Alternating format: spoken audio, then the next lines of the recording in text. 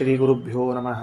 ಹರಿ ಓಂ. ಲಕ್ಷ್ಮೀನಾರಾಯಣಂ ನತ್ವಾ ಪೂರ್ಣಬೋಧಾಧಿಕಾನ್ ಗುರೂನ್ ಕುರ್ಮ ಶ್ರೀಕೃಷ್ಣಗೀತಾಯಾಃ ಭಾಷ್ಯಾದ್ಯುಕ್ತಾರ್ಥಸಂಗ್ರಹಂ. ಗೀತಾ ವಿವೃತಿ ಪಾಠ 2ನೇ ಅಧ್ಯಾಯದ 15ನೇ ಶ್ಲೋಕದಲ್ಲಿ ಪೂರ್ವಾರ್ಧ ಆಗಿತ್ತು. ಉತ್ತರಾರ್ಧ ಅದರ ಉಳಿದ ಭಾಗಗಳನ್ನು ಮತ್ತೆ ತಿಳ್ಕೊಳ್ಳೋದು. ಏನದು ಶ್ಲೋಕ ಅಂದರೆ, ಯಂಭಿನ ವ್ಯಥಯಂತೇತೆ ಪುರುಷಂ ಪುರುಷರ್ಷಭ ಸಮದುಃಖ ಸುಖಂ ಧೀರಂ ಸೋಮೃತತ್ವಾಯ ಕಲ್ಪತೆ. ಇಷ್ಟು ಶ್ಲೋಕ ಇದೆ.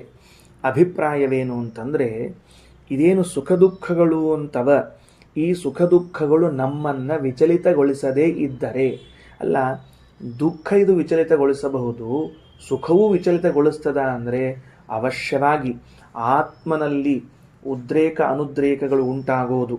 ಇವುಗಳು ಸುಖ ದುಃಖಗಳ ಸ್ವಭಾವ. ಮನಸ್ಸಿನಲ್ಲಿರುವಂತಹ ಸುಖ ದುಃಖಗಳು ಆತ್ಮನಿಗೂ ಕೂಡ ತನ್ನ ಸಂಬಂಧದಿಂದ ಸಂಪರ್ಕದಿಂದ ಆ ಉದ್ರೇಕ ಅನುದ್ರೇಕಗಳನ್ನು ಉಂಟು ಮಾಡಿಯೇ ಮಾಡ್ತದಾದ್ದರಿಂದ ಯಂಹಿನಂ ವ್ಯಥಯಂತೇತೆ, ಈ ಯಾವವ ಈ ವಿಷಯ ಪದಾರ್ಥಗಳು ಸುಖ ದುಃಖವನ್ನು ಉಂಟು ಮಾಡಿ ನಮಗೆ ತೊಂದರೆ ಕೊಡದಂತೆ ಇರ್ತದೋ ಸಹ ಅವನು ಅಮೃತತ್ವಾಯ ಕಲ್ಪತೆ, ಮೋಕ್ಷಕ್ಕೆ ತಯಾರಾಗುತ್ತಾನೆ, ಹೋಗಲಿಕ್ಕೆ ಸಮರ್ಥನಾಗುತ್ತಾನೆ ಅಂತ ಒಂದು ಸಾಮಾನ್ಯ ಅಭಿಪ್ರಾಯ ತಿಳಿದುಕೊಂಡ ಮೇಲೆ ಮುಂದೇನು ಬಂದಿತ್ತು ಅಂದರೆ, ಸುಖ ದುಃಖಗಳನ್ನು ಸಮಾನವಾಗಿ ತಿಳಿದುಕೊಳ್ಳಬೇಕು ಅಂತ ಹೇಳಿದ್ರಿ.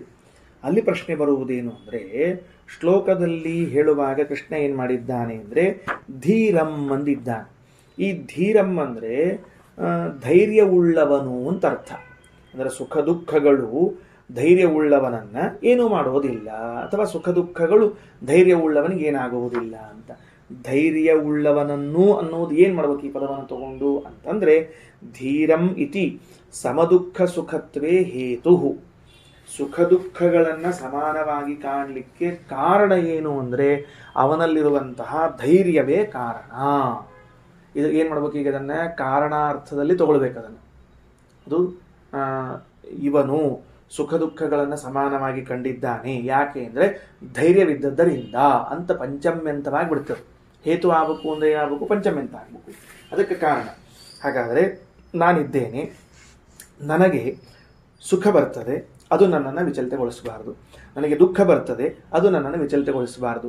ಆವಾಗ ಮಾತ್ರ ನಾನು ಅಮೃತತ್ವಾಯ ಕಲ್ಪತೆ, ಮೋಕ್ಷ ಹೊಂದಲಿಕ್ಕೆ ಅಧಿಕಾರಿ ಅಂತ ಕರೆಸಿಕೊಳ್ತೇನೆ. ಅದು ಹೇಗೆ ಸಾಧ್ಯ ಆಯಿತು ಅಂದರೆ ಧೈರ್ಯ ಇದ್ದದ್ದರಿಂದ ಅಷ್ಟೇ. ಧೈರ್ಯ ಇದ್ದದರಿಂದ ಅವನಿಗೆ ಸುಖವೂ ದುಃಖವೂ ಏನೂ ಮಾಡಲಿಕ್ಕಾಗಲಿಲ್ಲ ಅನ್ನೋದೇ ಮುಖ್ಯದ. ಧೈರ್ಯ ಅಂದಮೇಲೆ ಮತ್ತೆ ಪ್ರಶ್ನೆ ಬರ್ತದೆ, ಅಂದರೆ ಧೈರ್ಯ ಅಂದರೆ ಏನು ಅರ್ಥ ಮಾಡಬೇಕು? ಯಾಕಂದರೆ ಕೇವಲ ಧೈರ್ಯ ಇದ್ದ ಮಾತ್ರಕ್ಕೆ ಹಿಂಗೆ ಆಗ್ತದ ಅಂತ ತಿಳಿದುಕೊಂಡು ಅದಕ್ಕೆ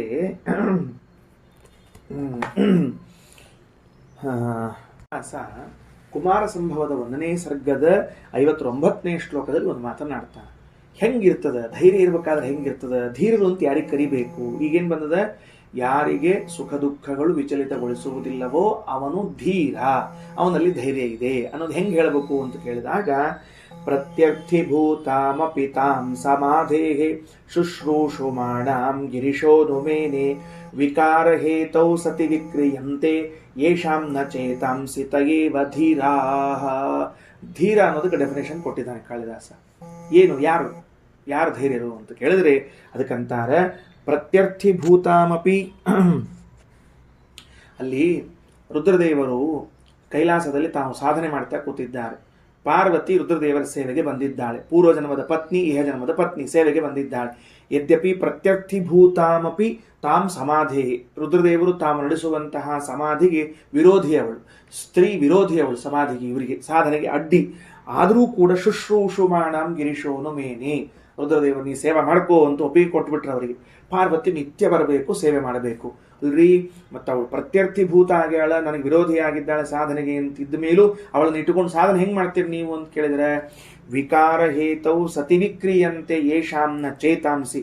ವಿಕಾರಕ್ಕೆ ಕಾರಣವಾಗುವಂತಹ ವಸ್ತುಗಳು ಸುತ್ತಲೂ ಇದ್ದಾಗಲೂ ಯಾರ ಮನಸ್ಸು ವಿಕಾರಕ್ಕೊಳಗಾಗುವುದಿಲ್ವೋ ಅವರನ್ನೇ ಧೀರ ಅಂತ ಕರಿಬೇಕೆ ಹೊರತಾಗಿ ಎಲ್ಲರಿಂದ ದೂರ ಹೋಗಿ ಪಲಾಯನಗೊಂಡು ನಾನು ಧೀರ ಅಂತ ಹೇಳ್ಕೊಳ್ಳೋದು ಅಲ್ವೇ ಅಲ್ಲ.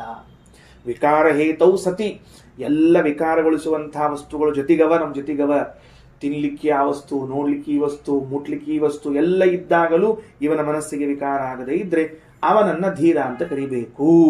ಆದ್ದರಿಂದ ರುದ್ರದೇವರು ಪಾರ್ವತಿ ನೀ ಬಾ ಸಾಧನೆ ಮಾಡು, ನನಗೆ ನೀನು ಪ್ರತ್ಯರ್ಥಿಭೂತಳು, ಸಮಾಧಿಗೆ ನೀನು ವಿರೋಧಿ, ಆದರೂ ಕೂಡ ವಿಕಾರ ಹೇತೌ ಸತಿ ನ ವಿಕ್ರಿಯಂತೆ ಶಾಂಚೇತಾಂಸಿ, ಯಾರ ಮನಸ್ಸು ವಿಕಾರಕ್ಕೊಳಗಾಗೋದಿಲ್ವೋ ತಯೇವ ಧೀರ, ಅವರೇ ಧೀರರು ಧೈರ್ಯವಂತರು ಅಂತ ಕರೆದಂತೆ ಕೃಷ್ಣ ಹೇಳ್ತಾನೆ, ಯಂ ಹಿ ನ ವ್ಯಥಯಂತೆ ತೇ ಪುರುಷಂ ಪುರುಷರ್ಷಭ ಸಮದುಃಖ ಸುಖಂ ಧೀರಂ ಸೋಮೃತತ್ವಾಯ ಕಲ್ಪತೆ.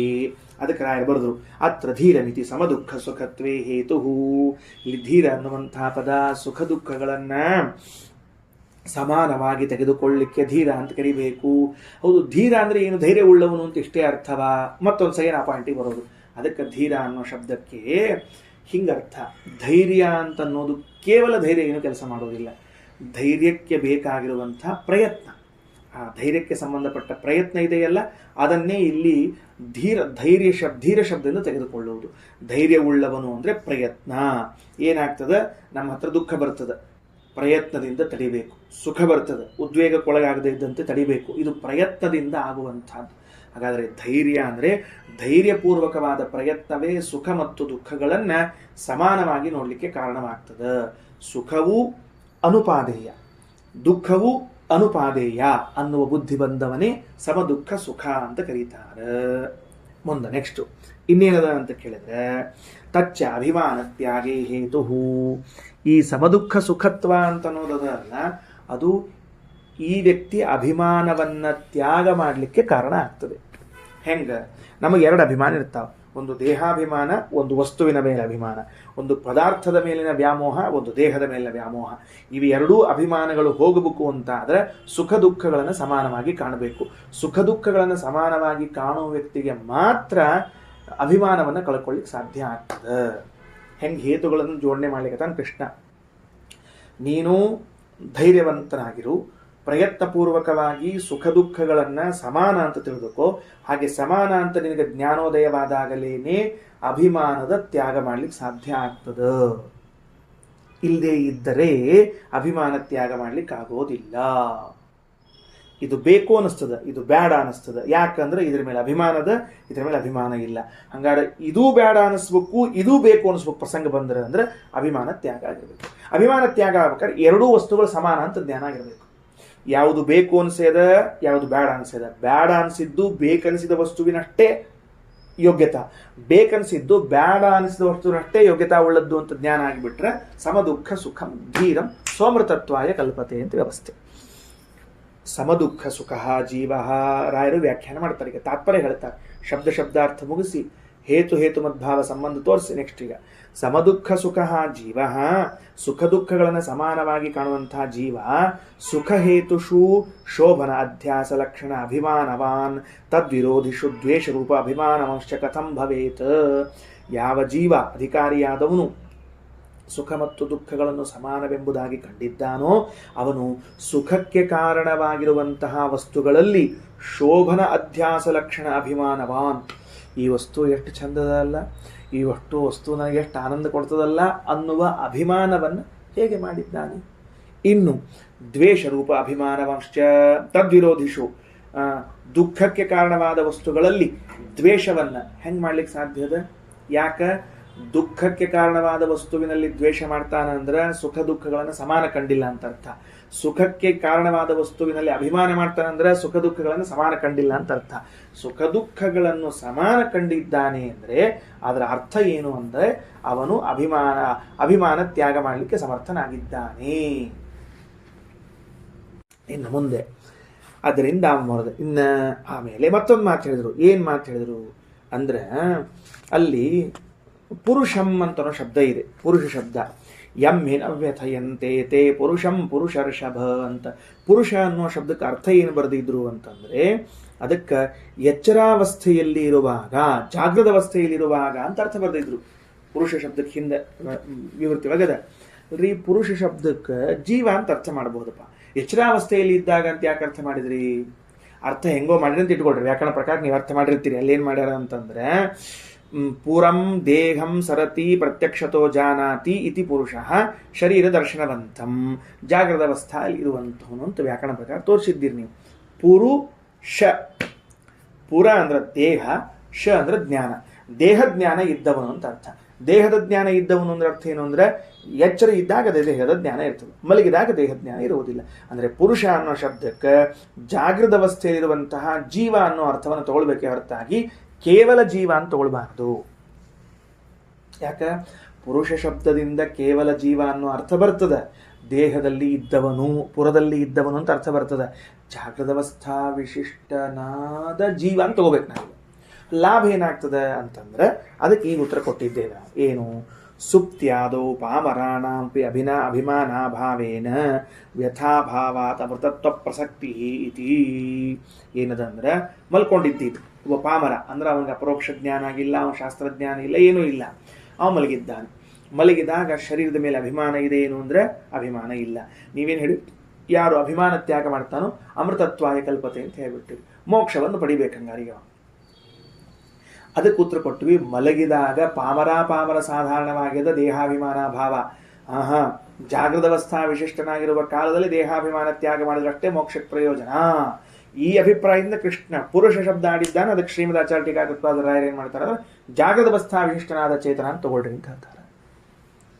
ಸುಪ್ತಿಯಾದವು ಅವನ್ ಕೋಮಾಕ್ ಹೋಗಿರ್ತಾನಪ್ಪ, 11 ತಿಂಗಳು 12 ತಿಂಗಳು ವರ್ಷಗಟ್ಟಲೆ ಏನ್ ದೇಹ, ಹಂಗಾರ ಮೋಕ್ಷಕ್ಕೆ ಹೋಗ್ಲಿ. ಹಂಗಾರ ನಿದ್ದೆ ಹತ್ತಿರ್ತದೆ, ಕೋಮಾಕ್ ಹೋಗಿರ್ತಾನೆ, ಆಮೇಲೆ ಮೂರ್ಛಾಕ್ ಹೋಗಿರ್ತಾನೆ, ಅಲ್ಪ ಮೂರ್ಛಾ ಇರ್ತದೆ, ಅದಕ್ಕೆ ಹೋಗಿರ್ತಾನೆ. ಮತ್ತೇನು ಮಾಡ್ಬೇಕು ಅವೆಲ್ಲ? ಅದಕ್ಕೆ ಬರೋದಿಲ್ಲ, ಅದು ಹೇಳಬಾರ್ದು. ಈ ಆಶಂಕ, ಈ ಸಂಶಯವನ್ನು ಪರಿಹಾರ ಮಾಡಲಿಕ್ಕೆ, ಪ್ರಶ್ನೆಗೆ ಉತ್ತರ ಕೊಡಲಿಕ್ಕೆ ಪುರುಷಂ ಶರೀರ ದರ್ಶನವಂತಂ ಇತ್ಯುಕ್ತಂ. ಶರೀರದ ದರ್ಶನ ಉಳ್ಳವನು ಅಂದ್ರೆ ಶರೀರವನ್ನು ನೋಡುತ್ತಿರುವನು ಅಂದ್ರೆ ಎಚ್ಚರಿದವನು ಅಂತ ಅರ್ಥ. ಸಂಸ್ಕೃತ ಭಾಷೆ ಅಷ್ಟೇ ಇದು.